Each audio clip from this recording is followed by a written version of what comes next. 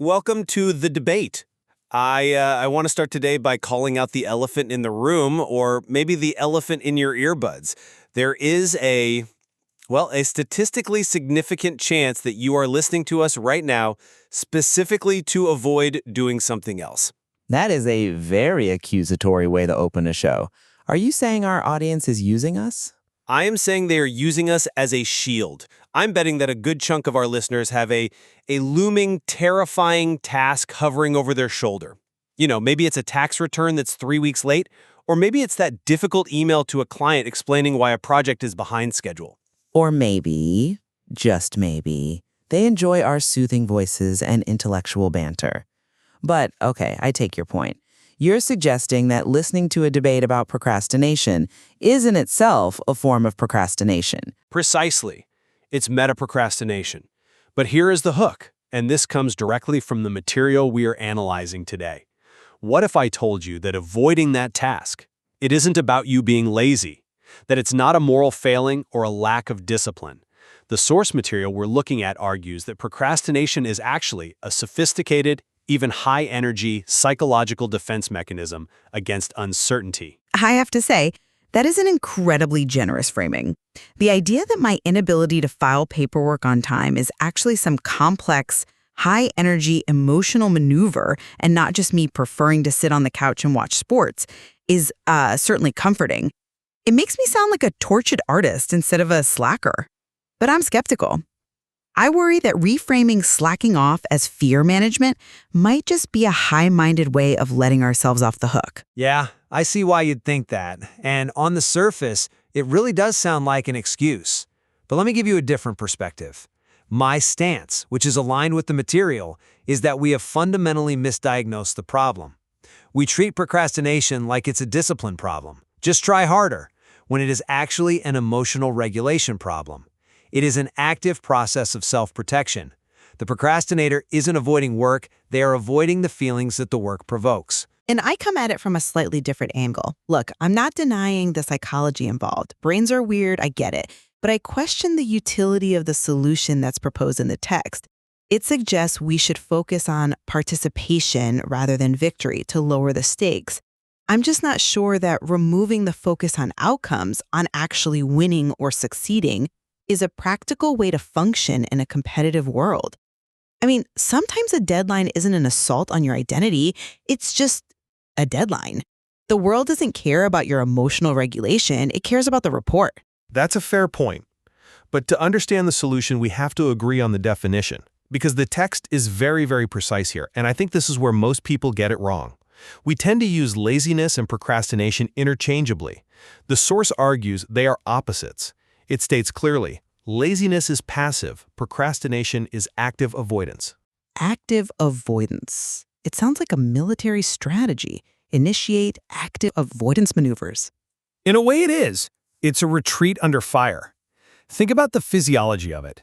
When you are truly lazy, you're passive. You're relaxed. You are lying on the couch, staring at the ceiling, totally content in your idleness.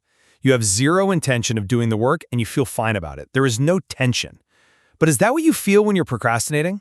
No, not at all.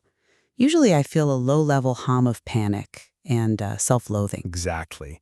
The text points out that the procrastinator is actually working quite hard, just on the wrong things. They are choosing something safer.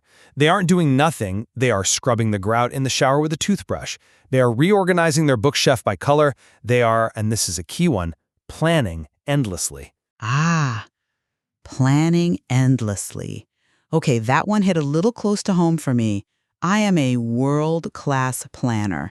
I can spend 4 hours researching the best to-do list app, downloading it, setting up all the color codes, tagging my priorities, and at the end of the day, I feel exhausted, like I've worked. But I haven't actually done the thing on the list. That is the perfect example of what the text calls active avoidance. You are expending energy, you are busy, but you are busy with safety. Why? Because buying an app or color-coding a calendar carries zero risk. You cannot fail at setting up a to-do list. But the real task, the novel, the report, that contains uncertainty. Right. The text says, The real task contains uncertainty about success, about judgment, and ultimately uncertainty about identity. The question haunting the procrastinator is, if I try this and I fail, what does that say about me? It's not that they don't want to work. It's that they are terrified that the work will prove they're inadequate. Okay, I understand the distinction, laziness as a state of apathy versus procrastination as a state of anxiety. That tracks logically, but I have to push back on the implication. Calling it active avoidance feels like we're giving a lot of credit to what is essentially a failure to execute. If I have a major presentation due, and I spend 3 hours deep cleaning my kitchen, you can call that active avoidance. You can say I'm managing my fear. But the reality on the ground is that I am wasting time on a low-value activity to avoid a high-value one. But why are you cleaning the kitchen? That's the insight the text wants us to see. You aren't cleaning the kitchen because you suddenly love hygiene. You are cleaning it because the kitchen offers a guaranteed outcome. You wipe the counter, it is clean. Cause and effect. You are a god in the universe of your kitchen. Success is immediate and 100% within your control. The presentation, however, represents a threat. It might be rejected. It might be bad. The text argues that procrastination is essentially an emotional risk calculation. You're trading a high-risk activity for a low-risk one. That's a very sympathetic way of looking at it. But does knowing that actually solve the problem? The source talks about lowering the psychological cost. That sounds nice in a therapy session, but the real world demands results. If I tell my boss I didn't finish the quarterly projections, but I successfully protected my fragile sense of identity by reorganizing my spice rack alphabetically, I'm still getting fired. My concern is that by labeling this as self-protection, we almost validate the behavior. We give it a pass. You're conflating the diagnosis with the excuse. Of course you need to finish the quarterly projections. The argument is that you are more likely to finish them if you understand why you're reorganizing the spices in the first place. If you think the problem is that you're just lazy, what do? You try to force yourself with willpower. You'll say, sit down and work, you lazy bum. That is usually my internal monologue, yes. And does it work? Occasionally, but usually I just feel worse and then go eat a snack. Exactly, because willpower is a finite resource and you can't whip yourself into feeling safe. The text argues that if the root cause is fear, fear of judgment, fear of failure, then the solution isn't force, it's safety. You have to lower the threat level of the task itself. Right, and this is where we get into the philosophical anchor of the argument. The text brings up the Stoics, specifically Epictetus. It does. And the Stoics are having a moment, aren't they? They're everywhere these days. Well, for good reason. The text leans on the Stoic dichotomy of control, the idea that we have to separate our identity from our performance. The quote is, "You are responsible for effort, not outcome." The argument is that procrastination spikes when we attach our self-worth directly to the result. If I write this script and it's bad, then I am bad. If the task fails, what does that say about you? Exactly that. If the answer to that question is it says I am a failure, then of course you will procrastinate. Your brain isn't stupid. It is trying to keep you alive. Who would voluntarily walk into a situation where their entire self-concept is on trial? The text says if you attach your identity to results, every attempt feels dangerous. So we delay. We protect the ego by never putting it on the line. If I never finish the novel, nobody can tell me it's bad. I can live in the fantasy that it would have been a masterpiece if I just had the time. That is a compelling philosophical stance, I'll give you that. The potential masterpiece is a very safe place to live. But I have to push back on the practical implications of severing identity from performance. Go on. High performers, the people who actually change the world, the people who really get things done, they usually do attach their identity to their results. An Olympic athlete doesn't say, well, I got last place, but I put in a good effort, so I'm just as valuable as the person with the gold medal. Well, valuable as a human being, yes, they are. Philosophically, sure, we are all stardust. But professionally, no. In the marketplace, you are your results. If a surgeon bungles an operation, we don't comfort them by saying, hey, you are responsible for effort, not outcome. We want the outcome. We want the patient to live. I worry that this stoic detachment is a recipe for mediocrity. If identity is not on trial, do we lose the edge that pushes us to greatness?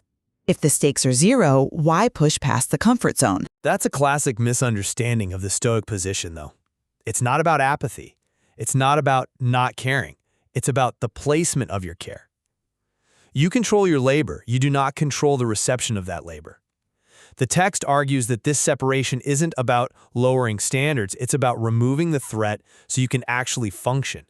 It says, if your worth is not at stake, action becomes lighter. Lighter. Yes, lighter. Think about that surgeon you mentioned.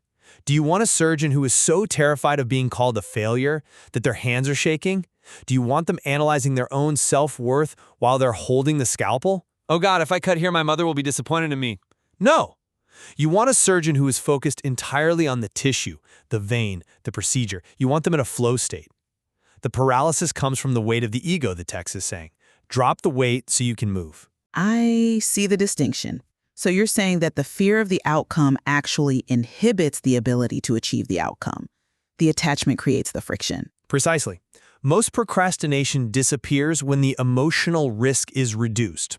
High performers perform because they can focus on the task, not the identity crisis. They aren't thinking about the gold medal while they are running. They are thinking about their stride. Okay, I can concede that for the starting phase. Paralysis helps no one. But let's look at the prescription the source gives for breaking this paralysis. It says, define success as participation, not victory.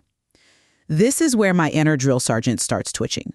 This sounds dangerously close to everyone gets a trophy just for showing up. I knew you would latch onto that line. Define success as participation. I mean, if I'm building a bridge, success is the bridge staying up. Success is not, I participated in the construction meeting. If we tell ourselves that victory doesn't matter, don't we risk creating a culture where completion and quality are secondary to just dabbling? It feels like we are lowering the bar until it's on the floor. You're interpreting it as a final standard of judgment. The text is not suggesting this is how you evaluate the final product. It is presenting it as a mechanism to break inertia. It says, lower the psychological cost of starting. That's the key context. When you are frozen, staring at a blank page, you cannot be thinking about winning the Pulitzer Prize. That goal is too heavy. It will crush you before you type a single word. So it's a mind trick? A psychological hack? It's a strategy for entry. If I tell myself, my only job right now is to sit in this chair and type bad sentences for 20 minutes, my success is just showing up and moving my fingers, then I can start. The barrier to entry is low enough that my fear response doesn't trigger. I'm not fighting a tiger. I'm just typing. Once I've started, I can refine. I can improve. But you can't improve what doesn't exist. I suppose there is logic there. You can't win if you never start because you're too scared of losing. And you can't finish if you're paralyzed by the fantasy of a perfect ending. Perfectionism is just procrastination in a tuxedo. It looks fancy, but it stops you dead in your tracks. Procrastination in a tuxedo. I like that. But I still worry about the long-term effect. If you habitually define success as participation, do you ever actually learn to close?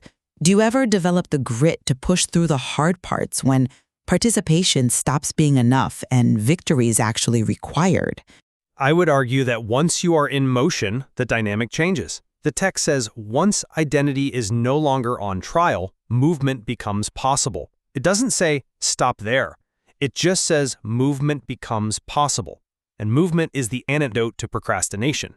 Action creates its own momentum. Once the surgeon makes the first incision, they aren't thinking about starting anymore. They are thinking about finishing. So if I understand your position correctly, the path to productivity is actually self-forgiveness, or at least lowering the stakes? It's about accuracy. It's admitting that laziness is a misdiagnosis.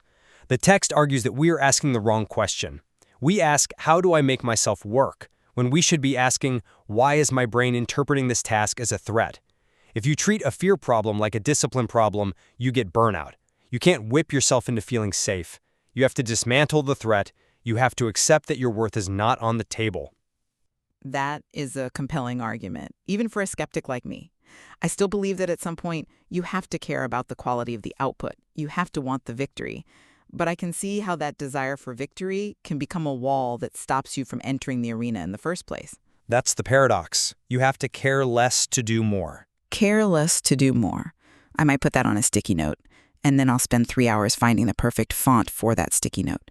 That would be active avoidance. And you know it. Touché. But while I reserve my right to be suspicious of any philosophy that downplays victory, I have to admit that the logic holds up. If laziness reveals itself as self-protection, as the text says, then yelling at ourselves is counterproductive. It's not about being soft. It's about being smart enough to trick your brain into getting started. It's not a participation trophy, it's a permission slip. Permission to be imperfect so that you can actually get moving. Well said.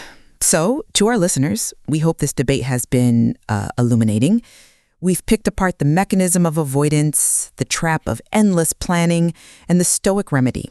And now we respectfully suggest that you stop endless planning, put down the cleaning supplies, Stop optimizing your desktop icons. stop searching for the perfect lo-fi beats to study to. And go do the thing you were avoiding when you hit play on this show.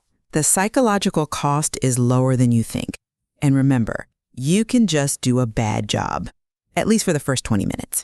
Thank you for joining us on the debate. We'll see you next time.